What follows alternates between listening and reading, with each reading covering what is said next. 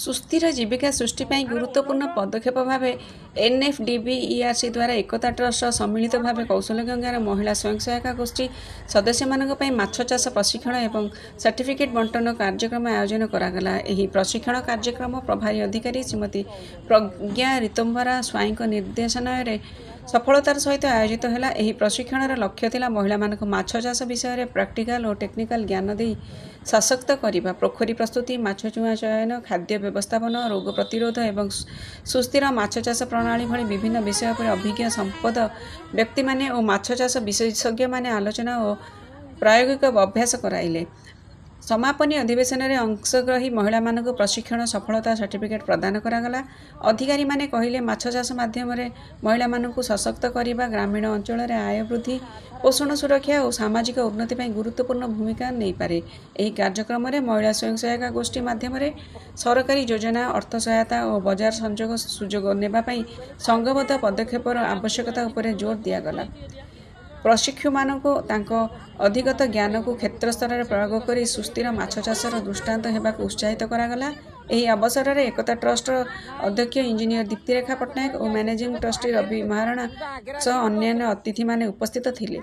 समृद्ध ओडिशा रजत महापात्र को रिपोर्ट।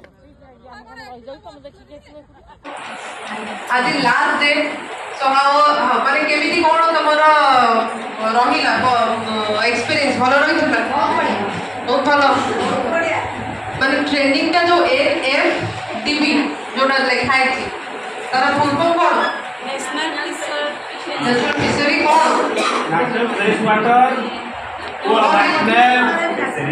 और national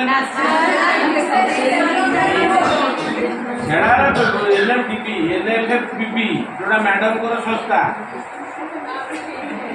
national fishery developmental board है डेवलपमेंट बोर्ड माने मत्स्य पालन जो करा होती एनएफडीबी सेंटर है तेणु ये जो सेंटर आम जहाँ जहाँ ट्रेनिंग नहीं जो महिला मान जो भाया प्रोसेस में कराला दैट इज प्योरली प्रोफेशनल। सब साइंटिस्ट मैंने आसी समस्त एक्सपीरियंस शेयर कले सहित जिते भी तुम इच्छा हम ये तो देख ऑफिस देखीदेल मैडम को जान कि नहीं 8 मास गोटे छुआ को छाड़ी सी केते काम कर भाव कि सी केते काम तमें मैंने कहे आम झील कांदिले आम यहाँ थर्ड भाव सी साइंटिस्ट पुणी डायरेक्टर मैंने एठिकार ऑफिस इंचार्ज अच्छा एनएफडीबी सी 8 मास छोट झीलटी को छाड़ी वर्षा पवन सब छाड़ी एक्सक्यूजेस दवाई मुझे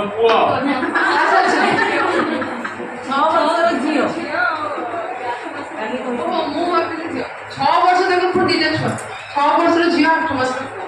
अच्छा तमें मैंने एक्सक्यूजेस दौच मो झील कांदिला मो पुओ कांदिला मो स्वामी खाइली मोर एटा दरकार सेटा दरकार तेणु जितेबाला आम सशक्त होगा प्लान करवा से एक्सक्यूजेस दवा बंद कर। बहुत महिला मैंने मिशन कैफे कर मिशन सत्र कैफे जो मिलेट कैफे रोसे कर नयागढ़ महिला मैंने मिसिकी गोटे छोट होटेल माने रुटी तरकारी आम ये मत डाकी बरगढ़ बरगढ़ को जो आस देखू के छोट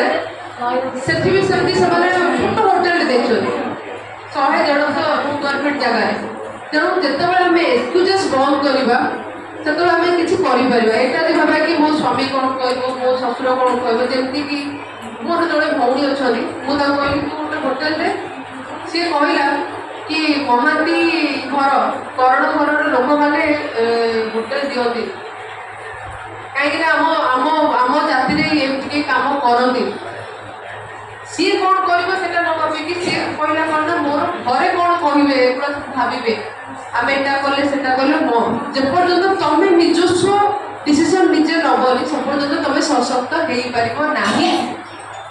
तेणु सशक्त होगा फियरनेस जोटा डर से छाड़ा पड़ो आहरी तुम सशक्त होगा पड़ो एति सशक्त हेल्ले चलनी जो घर आज बाहर के आसीच 3 दिन मत सी जो कहले कि 3 दिन आम आसिकी एठी बहुत भल लगे कि ना बहुत सारा काम करतु घरे खाई पी आराम से 3 दिन आम से जी भी हो ना कह 3 दिन आम आसिक बहुत भल लगे ना घरे बहुत कम करा पड़ता तेणु मो कहवा अनुसार ये जो फ्रीडम लाइफ ଯେତେବେଳେ ତମେ ନିଜେ ବି ଇନକମ୍ କରିବ ଆହୁରି ଖୁସି ଲାଗେ। କାରଣ ଯେତେବେଳେ ଗୋଟେ ମହିଳା ରୋଜଗାର କରେ ସେତେବେଳେ ତାକୁ କେହି କହିବେନି, ତାକୁ ସମସ୍ତେ ସମ୍ମାନ ଦେବେ। କିନ୍ତୁ ମହିଳା ପାଖରେ ଯଦି ରୋଜଗାର ନଥିବ ସେ ସ୍ୱାମୀକୁ ପଇସା ମାଗୁ ଝଗଡ଼ାଝାଟି କରିବ, ସ୍ୱାମୀ ଘରେ ପଇସା ମାଗିବ ଝଗଡ଼ାଝାଟି, ଭାଇକୁ ମାଗିଲେ ଦରକାର। ନିଜ ରୋଜଗାରଟା ପକେଟ ଖର୍ଚ୍ଚଟା ନିଜେ ଉଠାଉଛି ଯେ ଯେତେ ବି ବସ ହେଇଥିବ। ମୋ ମା ବୋଲି ମୁଁ ସେଇ ଜିନିଷ କହିଲି, ସେ ତାର ଦୁଷ୍ଟ କରିଲି, ସେ ତାର ଚାଲିଛି।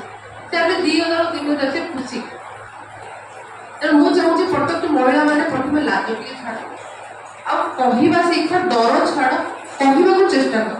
ଆଉ ଯଦି ବେଶୀ କିଛି ଟ୍ରେନିଂ ଦରକାର, ଆମ ସ୍କୁଲ ଅଛି, ସେଇଠି ହଲ୍ ଅଛି, ସବୁ ତ ଜାଣିଛ ମତେ ଆମ ଘର ପଟେ, ସେଇଠି ଆଉଥରେ ମିଟିଂ କରିବା। ପ୍ରଥମେ ତମର ସେ ଡରଟା ଛାଡ଼ିବା ଦରକାର।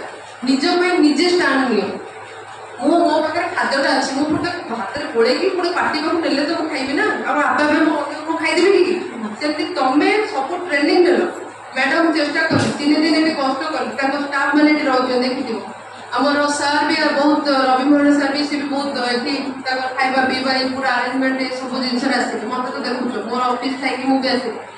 ତାପରେ ନେକ୍ସଟ କାମ ହଉଛି ତମ ଭିତରୁ କିଛି ତ ମହିଳା ବାହାରିବେ, ଯେମିତି ସେଠି କିଛି ଅଛନ୍ତି, ସେମାନେ କରିବେ ଯାହା ବି କରିବାକୁ ଚାହୁଁଛ। ଆମେ ଆ ପରେ ଅଲଗା ଟ୍ରେନିଂ ଯାହା ଥିବ କରିବା, କିନ୍ତୁ ସ୍କିଲ୍ ଯୋଉ ନେଲେ ଆମ ଘର ପାଖରେ ଚାहे ରଙ୍ଗୀନ ମାଛ ଚାଷ ହଉ, ଜାଳ ନେଇକି କରିବାକୁ ଚାହୁଁଛ କର, କିନ୍ତୁ କିଛି ତ ଷ୍ଟାର୍ଟ କର।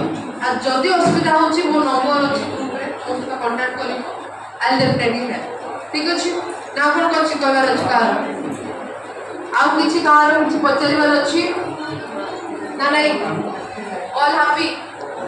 ଠିକ ଅଛି, ଧନ୍ୟବାଦ। ମୁଁ ଏବେ ଦଉଛି ଆମର ପ୍ରଜ୍ଞା ମ୍ୟାଡମକୁ, ସିଏ କ'ଣ କହିବାକୁ ଚାହୁଁଥିଲେ, ତାପରେ ଆମେ ସାର୍ଟିଫିକେଟ ଅର୍ଡର କରିବା।